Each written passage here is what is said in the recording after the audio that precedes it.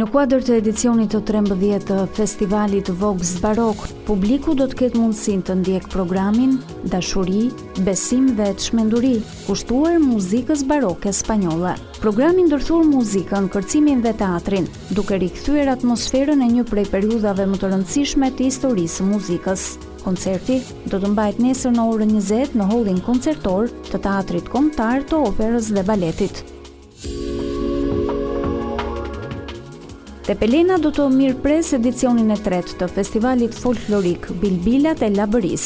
Në këtë aktivitet do të marrin pjesë ansamble dhe grupe folklorike nga trevat shqiptare, të cilat do të sjellin këngë, valle dhe tradita të pasura popullore. Festivali do të zhvillohet nesër në orën 18:30 në sheshin Bajron të Tepelenës.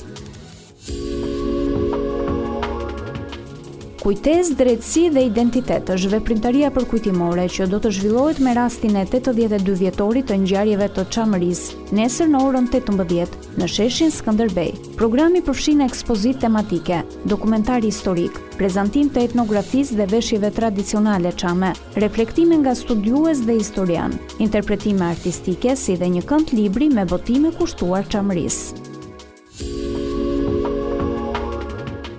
Ekspozita Shqipëria në fokusin e austro-hungarezëve do të çelet te Muzeu Arkeologjik në Durrës sot në orën 19. Përmes fotografive të ralla, dokumenteve dhe materialeve arkivore, ekspozita sjell një Shqipëri të një kohe tjetër, qytete historike, peizazhe mahnitse, monumente kulture dhe jetën e përditshme të shqiptarëve në prag të krijimit të shtetit modern.